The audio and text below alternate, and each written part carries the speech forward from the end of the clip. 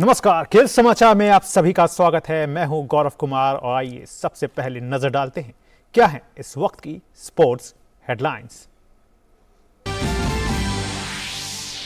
श्रीलंका के खिलाफ साल की पहली टी20 सीरीज के पहले मुकाबले में दहाड़ने को तैयार भारतीय रणबांकुरे। मुंबई के वानखेड़े स्टेडियम में होगा मुकाबला। रोहित, राहुल और विराट के बिना युवा खिलाड़ियों का होगा रियल टेस्ट।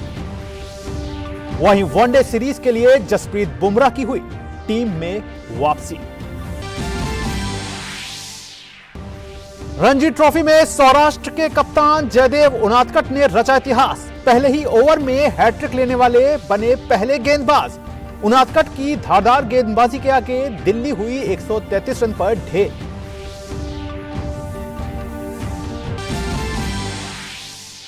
महाराष्ट्र ओपन में रामकुमार रामनाथन का स्पेनिश खिलाड़ी पेड्रो मार्टिनेज के खिलाफ मुकाबला जारी। वहीं आज शशि मुकुंद भी एकल में पेश करेंगे चुनौती।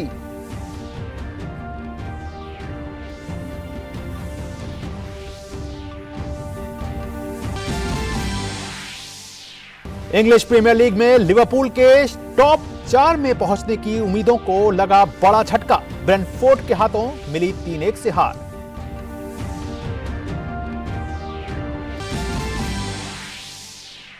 और ब्राजील के दिग्गज फुटबॉल खिलाड़ी पेले का आज होगा अंतिम संस्कार। पेले का 82 साल की उम्र में कैंसर से जूझने के बाद हुआ था निधन।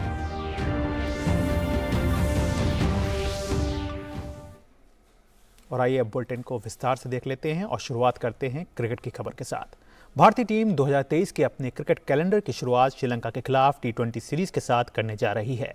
हार्दिक पांड्या की कप्तानी में टीम आज 3 मैच की टी20 सीरीज के पहले मुकाबले में वानखेड़े में श्रीलंका के खिलाफ उतरेगी।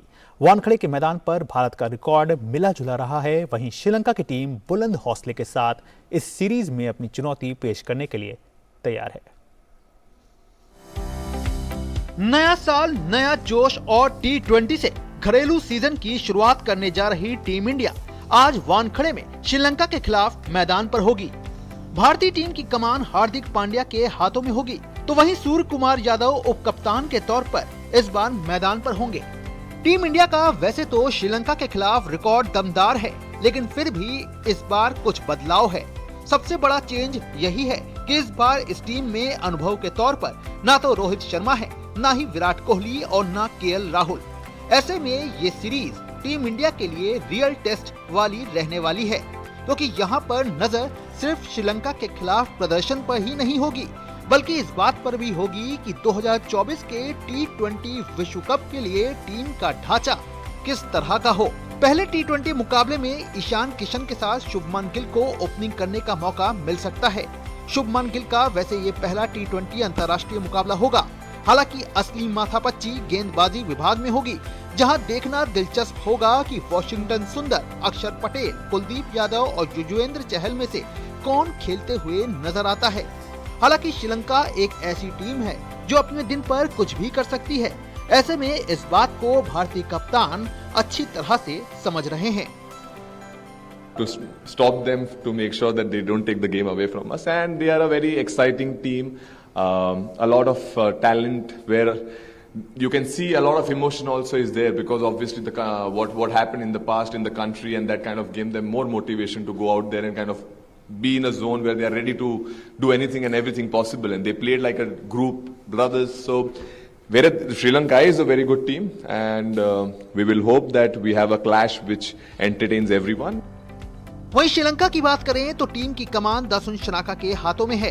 टीम की बल्लेबाजी और गेंदबाजी दोनों में गहराई जरूर है, लेकिन प्रदर्शन में कंसिस्टेंसी की कमी इस टीम के लिए बड़ा सिरदर्द साबित होती आई है। वैसे भारत और श्रीलंका आखिरी बार एशिया कप 2022 में आमने सामने हुए थे, जहां श्रीलंका ने 6 विकेट से हराकर टीम इंडिया को जोर का झटका दिया था। ऐसे में भारतीय टीम उस हार का भी बदला लेना चाहेगी। Sports desk, TD news. तो वाकई दोनों टीमों के लिए काफ़ी अहम रहेगी ये सीरीज़, क्योंकि दोनों टीमों के लिए काफ़ी कुछ होगा इस सीरीज़ में। और आइए एक नज़र डाल लेते हैं इन दोनों टीमों के बीच आंकड़ों की गणित पर और जानते हैं कि टी20 और वनडे दोनों फॉर्मेट में इन दोनों में से किसका पलड़ा भारी है। नए साल में नए कप्तान और नए उप कप्तान के साथ भारतीय टीम तैयार है 2023 का आगाज करने के लिए। हार्दिक पांड्या के नेतृत्व में टीम इंडिया का साल का पहला मुकाबला श्रीलंका के साथ होने जा रहा है। दोनों टीमों के बीच मंगलवार से 3 मैचों की T20 सीरीज की शुरुआत होने जा रही है। इस सीरीज के लिए भारत और श्रीलंका दोनों टीमों ने तैयारियां शुरू कर दी हैं। रोहित शर्मा, विराट कोहली और KL राहुल जैसे सीनियर खिलाड़ियों की अनुपस्थिति में हार्दिक पांड्या की कप्तानी में युवा भारतीय टीम श्रीलंका को पटखनी देने के लिए पूरी तरह से तैयार है। इस सीरीज के लिए विस्फोटक बल्लेबाज सूर्य कुमार यादव को पहली बार टीम का उप कप्तान बनाया गया है। दोनों टीमों के बीच पहला मुकाबला मुंबई के वानखेड़े स्टेडियम में खेला जाएगा। बात अगर दोनों टीमों के बीच अब तक हुए T20 मुकाबलों की जाए तो इसमें भारतीय टीम का पलड़ा भारी नजर आ रहा है। भारत और श्रीलंका के बीच अब तक कुल 26 T20 इंटरनेशनल मैच खेले जा चुके हैं, जिसमें भारतीय टीम ने 17 मैचों में जीत दर्ज की है और 8 मैचों में श्रीलंका विजयी रही है। दोनों के बीच एक मैच बेनतीजा रहा है। टीम इंडिया इस मुकाबले को जीतकर श्रीलंका से पिछले साल एशिया कप में मिली हार का बदला भी लेना चाहेगी। 2022 में खेले गए एशिया कप में श्रीलंका ने सुपर 4 में भारतीय टीम को हराकर टूर्नामेंट से बाहर कर दिया था। T20 सीरीज के बाद दोनों देशों के बीच 3 मैचों की वनडे सीरीज भी खेली जाएगी। इस साल भारत में एक दिवसीय विश्व कप का आयोजन किया जाना है। ऐसे में टीम इंडिया के लिए ये सीरीज काफी महत्वपूर्ण होगी। भारतीय टीम को हाल ही में बांग्लादेश के हाथों वनडे सीरीज में शिकस्त सहनी पड़ी थी।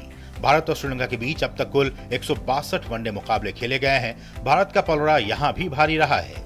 टीम इंडिया ने 93 मैचों में जीत हासिल की है, जबकि श्रीलंकाई टीम 57 बार जीतने में कामयाब रही है। 11 मैचों के नतीजे नहीं निकल सके हैं। दोनों देशों के बीच वनडे सीरीज की शुरुआत 10 जनवरी को गुवाहाटी में होने वाले पहले वनडे से होगा। 12 जनवरी को दूसरा और 15 जनवरी को तीसरा वनडे मैच खेला जाएगा। Sports desk, DD news.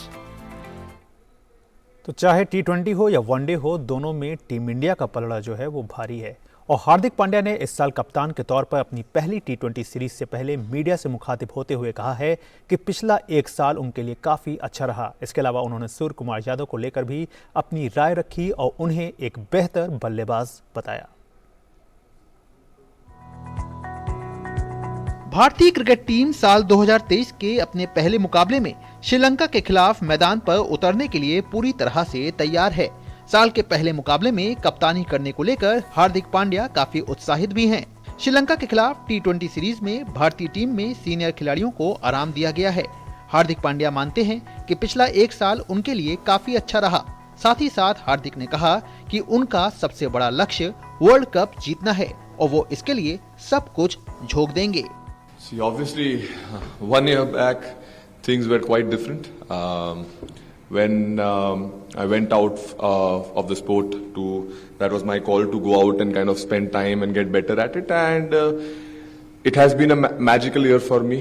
Obviously, would have liked the World Cup also to come, but that is part and parcel. We tried, it did not happen. But going forward, what is next, what I want to achieve, there is a lot to achieve, sir. I have not achieved anything. So looking forward for the future, and the World Cup's coming.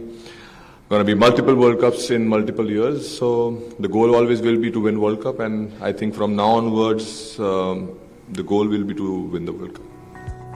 Hardik Pandya ने पिछले साल सीमित ओवरों में शानदार बल्लेबाजी करने वाले सूर्य कुमार यादव को टेस्ट टीम में शामिल करने का समर्थन किया। श्रीलंका के खिलाफ 3 मैचों की T20 सीरीज के शुरुआती मुकाबले से पहले हार्दिक ने खेल के सबसे छोटे प्रारूप के उपकप्तान का समर्थन करते हुए कहा कि सूर्य कुमार खेल के तीनों प्रारूपों में टीम के अहम सदस्य हो सकते हैं। He played late, yes, but he got exactly what he could have got earlier as well. So what I can wish, I can only wish him best, and I hope that he can continues the run for Indian team and flourishes more in his life and scores more runs, and make sure that now he scores runs as well, and make sure that he helps the team to win as well. So for me, my side, Surya Kumar Yadav has been fantastic, and I hope that he continues that for Indian team, and going ahead, he's a very important player for all the formats. And I feel in red ball as well, he has the game to kind of change the momentum and the situation if I have to, for us and as a captain and as a management, he's one of our most important players which we want him to flourish more.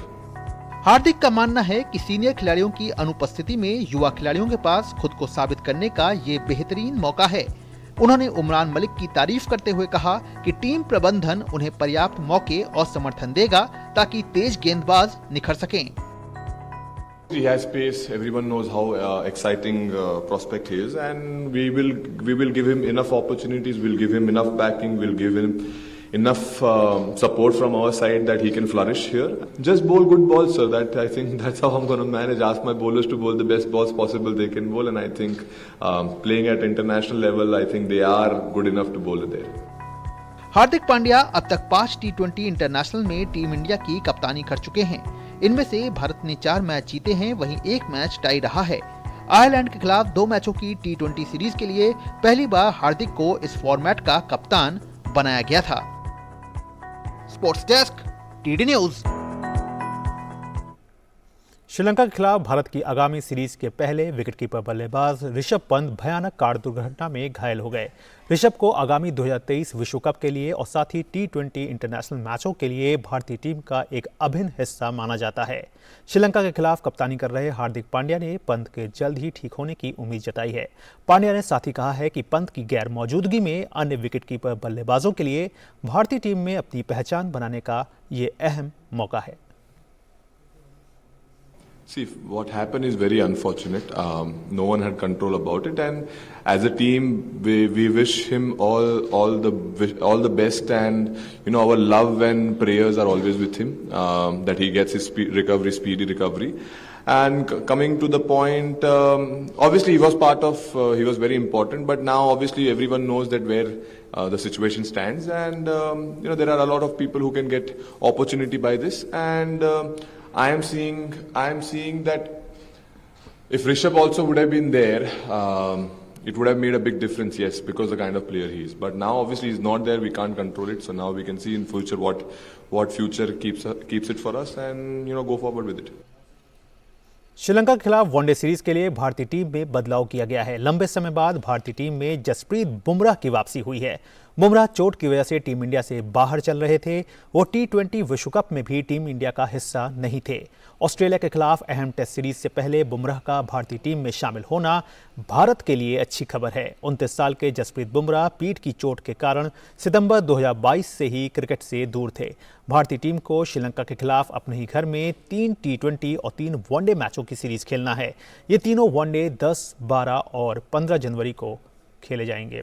तो अहम बात यह भी है कि Australia की जो team है वो भी फरवरी में टेस्ट सीरीज टीम को खेलनी है भारत को, तो उस सीरीज से पहले बुमराह का वापस आना और टीम के साथ जुड़ना निश्चित रूप से एक अच्छा संकेत है भारतीय टीम के लिए। बहरहाल अब बात कर लेते हैं रणजी ट्रॉफी की। साल 2022 में 12 साल बाद टीम इंडिया की टेस्ट टीम में वापसी करने वाले तेज गेंदबाज जयदेव उनादकट ने साल 2023 के शुरू होते ही इतिहास रच दिया है। उनादकट रणजी ट्रॉफी के इतिहास में पहले ही ओवर में हैट्रिक लेने वाले पहले गेंदबाज बन गए हैं। राजकोट में खेले जा रहे रणजी ट्रॉफी के एलीट ग्रुप बी के मुकाबले में उनादकट ने दिल्ली की टीम के खिलाफ शुरुआत करते ही विकेटों की झड़ी लगा दी। 31 साल के उनादकट ने मैच का पहला ओवर किया और तीसरी बॉल पर ध्रुव शौरी के रूप में दिल्ली को पहला झटका दिया। उसके बाद लगातार 2 बॉल पर उन्होंने वैभव रावल और कप्तान यश धुल का विकेट चटकाया। उनादकट का शानदार प्रदर्शन जारी रहा और उनके आगे दिल्ली के बल्लेबाज पिच पर अपनी जमीन तलाशते नजर आए। दिल्ली की टीम 133 रन पर ढेर हो गई। जयदेव उनादकट ने मैच में 8 विकेट हासिल किए। ये मैच नॉकआउट में पहुंचने की राह में खड़ी सौराष्ट्र के लिए महत्वपूर्ण है। 3 मैचों के बाद सौराष्ट्र 1 जीत और 2 ड्रॉ से मिले 12 अंकों के साथ ग्रुप बी में तीसरे स्थान पर है। और अब बात कर लेते हैं डेक्सा स्कैन की। भारतीय क्रिकेट टीम के खिलाड़ियों की फिटनेस का पैमाना अब सिर्फ यो टेस्ट ही नहीं रहेगा, बल्कि अब खिलाड़ियों को डेक्सा स्कैन से भी होकर गुजरना होगा। तो आइए जान लेते हैं कि आखिर ये टेस्ट है क्या और इसकी जरूरत क्यों है। साल के पहले दिन ही बीसीसीआई ने मुंबई में हुई अहम बैठक में जिन मामलों पर सबसे ज्यादा गौर किया वो रहा खिलाड़ियों की फिटनेस, क्योंकि देर से ही सही बीसीसीआई अब इस मामले पर ज्यादा नरम रवैया अपनाने को तैयार नहीं है। यही वजह है कि मीटिंग में एनसीए हेड वीवीएस लक्ष्मण को भी तलब किया गया और उनसे भी इस बारे में सवाल जवाब हुए। बहरहाल अब जो तस्वीर सामने है उसमें एक नाम खासा चर्चा का विषय बना हुआ है और ये नाम है डेक्सा टेस्ट का। तो क्या है डेक्सा स्कैन टेस्ट और इसकी क्या है अहमियत जान लेते हैं। डेक्सा का मतलब होता है ड्यूअल एनर्जी एक्सरे ऑब्जिप्योमेट्री टेस्ट। ये एक ऐसा स्कैन है जिसमें हड्डी की ताकत को मापने के लिए एक्सरे तकनीक का उपयोग किया जाता है। साथ ही ये टेस्ट पहले से ही हड्डी में किसी तरह के फ्रैक्चर की संभावना के बारे में बताता है। इस टेस्ट के जरिए शरीर में वसा का स्तर, कमजोर मांसपेशियां, पानी की मात्रा और हड्डियों के घनत्व को समझने में मदद मिलती है। वैसे टीम इंडिया के लिए चोट काफी बड़ी समस्या रही है, जिसके चलते टीम को कई अहम मौकों पर अहम खिलाड़ियों के खेल के अनुभव से खुद को दूर रखना पड़ा है, जिसके चलते टीम के प्रदर्शन के ग्राफ में भी गिरावट आई है। ऐसे में योयो टेस्ट के साथ अब डेक्सा स्कैन का टेस्ट भी इस कड़ी में काफी बड़ी भूमिका निभाएगा। Sports desk, DD news. तो निश्चित रूप से डेक्सा स्कैन टेस्ट के बाद ये कहा जा सकता है कि जो खिलाड़ियों की जो फिटनेस को लेकर के बहुत ज़्यादा बात हो रही है भारतीय क्रिकेट टीम के खिलाड़ियों को, उस पर कहीं ना कहीं एक रोक भी लगेगी और कहीं ना कहीं इस बात का भी मालूम चल सकेगा कि खिलाड़ी जो हैं वो फिट होने के बाद जब टीम में आते हैं वापस फिर जल्दी जल्दी अनफिट हो जाते हैं, तो उस पर भी कहीं ना कहीं एक रोक होती दिखाई देगी। बहरहाल खेल जगत की कुछ अन्य खबरों के लिए जानते हैं ये स्पोर्ट्स रैप। राष्ट्रमंडल खेलों की 2 बार की चैंपियन साइना नेहवाल 14 से 19 फरवरी को दुबई में होने वाली एशियाई मिश्रित टीम चैंपियनशिप के लिए होने वाले राष्ट्रीय बैडमिंटन ट्रायल्स में हिस्सा नहीं लेंगी। पूर्व नंबर 1 साइना को आकर्षि कश्यप और मालविका बंसोड़ के साथ ट्रायल के लिए शामिल किया गया था। सीनियर चयन समिति ने एशियाई प्रतियोगिता में 2 बार की ओलंपिक पदक विजेता पीवी सिंधु के साथ दूसरी महिला एकल खिलाड़ी चुनने के लिए इन तीनों खिलाड़ियों के नाम शामिल किए थे। साइना और मालविका दोनों ने ट्रायल्स में हिस्सा नहीं लेने की घोषणा की। एकल में चयन के लिए अब आकर्षि और अस्मिता के बीच मुकाबला होगा।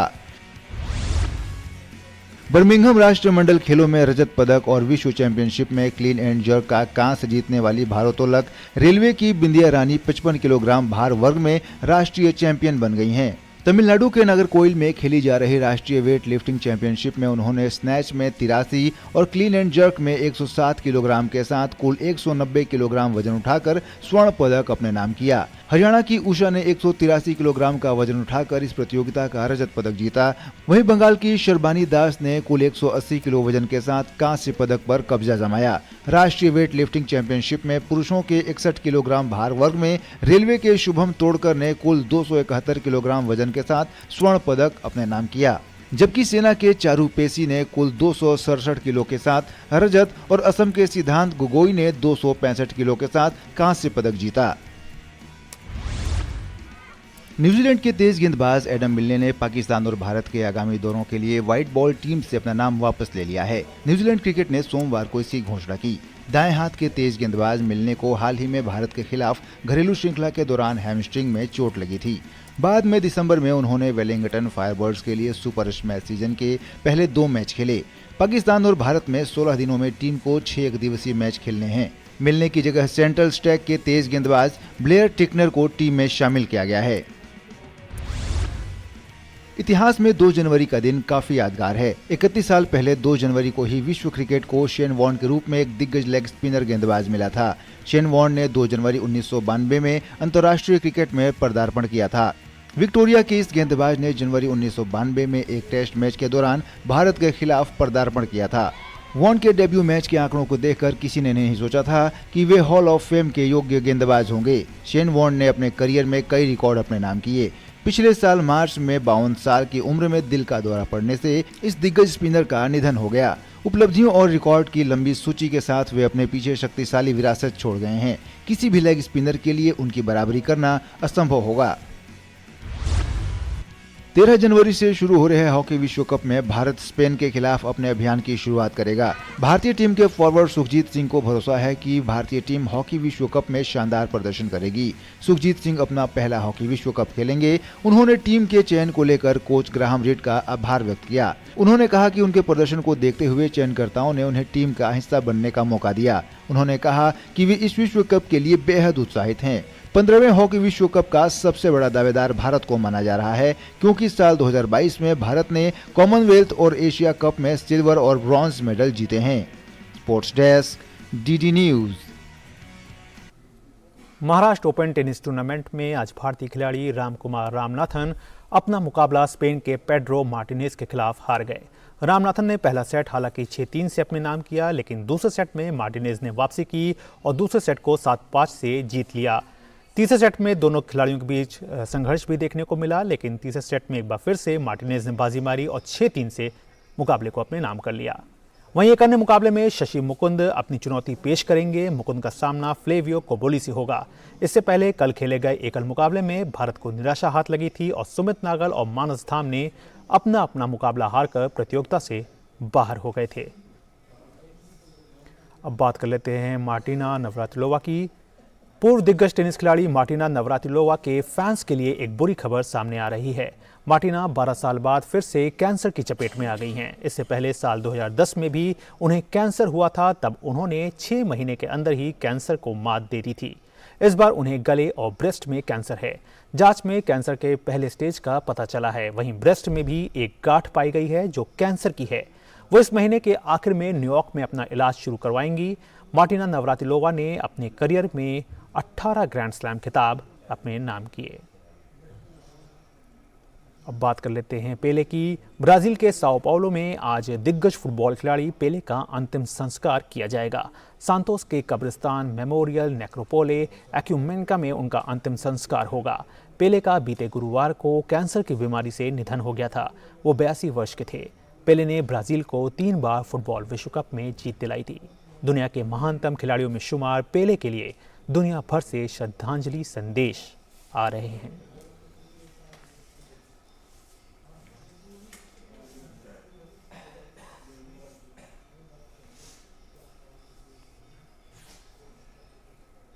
फीफा के अध्यक्ष जियानी इन्फैंटिनो ने दुनिया भर के देशों से स्टेडियमों का नाम दिवंगत ब्राजीलियाई फुटबॉल महान खिलाड़ी पेले के नाम पर रखने की आग्रह किया है। गौरतलब है कि 1958, 1962 और 1970 में एक खिलाड़ी के रूप में अभूतपूर्व 3 बार विश्व कप जीतने वाले गोल स्कोरर पेले का कैंसर से लंबी लड़ाई के बाद 82 साल की उम्र में निधन हो गया। अब बात कर लेते हैं ईपीएल की। इंग्लिश प्रीमियर लीग में लिवरपूल के टॉप 4 में पहुंचने की उम्मीदों को बड़ा झटका लगा है।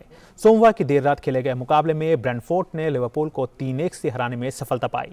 इस हार के बाद लिवरपूल अंक तालिका में 6ठे स्थान पर बना हुआ है। ब्रेंटफोर्ड ने मैच के 19वें मिनट में कोनाटे के ओन गोल के चलते मुकाबले में 1-0 की बढ़त बना ली।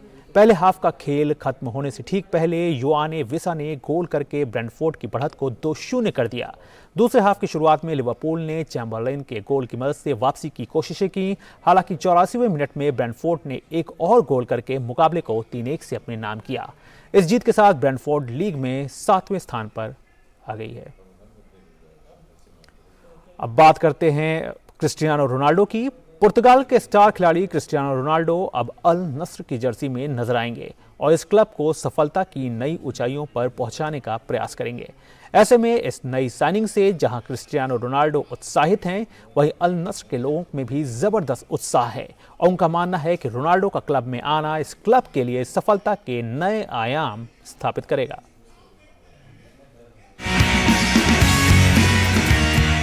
सऊदी अरब के क्लब अल नस्र की टी शर्ट पर क्रिस्टियानो रोनाल्डो का नाम इस क्लब और पुर्तगाल के स्टार रोनाल्डो दोनों के लिए एक नए अध्याय की तरह है, जिसका आभास दोनों ओर है। और इस कड़ी में अल नस्र क्लब के फैंस भी खुद को इससे दूर नहीं रख पा रहे। फैंस में क्रिस्टियानो रोनाल्डो के 7 नंबर की जर्सी को लेकर बेताबी देखी जा सकती है और सभी का एक स्वर में मानना है कि ये करार क्लब और रोनाल्डो दोनों को एक नया रूप देगा। उम्मीद की जा सकती है कि ये करार अल नस्र के भविष्य को बेहतर बनाएगा। साथ ही मार्केटिंग के क्षेत्र में अल नस्र को अंतर्राष्ट्रीय स्तर पर एक नई पहचान मिलेगी। मैं अल नस्र क्लब का प्रशंसक रहा हूं। अब्दुल रहमान अल साउद के समय से ये सऊदी अरब के स्तर पर अब तक का सबसे बड़ा करार होगा। देखिए, रोनाल्डो के आने से क्लब की सऊदी अरब लीग में स्तर बढ़ेगा। देखिए, अगर आप अभी से ट्वीट और व्यूज को देखें तो सभी इसी डील के बारे में बात कर रहे हैं। रोनाल्डो प्रोफेशनल फुटबॉल के इतिहास में सबसे ज्यादा गोल करने वाले फुटबॉलर हैं। यही नहीं, उनके नाम अंतर्राष्ट्रीय फुटबॉल में भी सबसे ज्यादा गोल दागने का रिकॉर्ड है। ऐसे में रोनाल्डो का अल नस्र के क्लब में शामिल होना इस क्लब के फैंस को और भी ज्यादा उत्सुकता से भर रहा है। वैसे रोनाल्डो का कतर विश्व कप में भी जबरदस्त अंदाज देखने को मिला था, जहां इस स्टार ने एक बार फिर से अपनी काबिलियत को सामने रखा था। Sports desk, DD news. तो निश्चित रूप से रोनाल्डो जो हैं वो खुद के लिए एक नया अध्याय लिखना चाहेंगे और साथ ही साथ जो सऊदी अरब का क्लब है अल नस्र, उसके लिए भी एक बड़ी कहना चाहिए कि एक बड़ा मुकाम होगा रोनाल्डो के साथ शामिल होकर के खुद को एक नई ऊंचाई देने का। तो बहरहाल खेल समाचार में फिलहाल इतना ही। हमारी पूरी स्पोर्ट्स टीम को दीजिए इजाज़त। नमस्कार।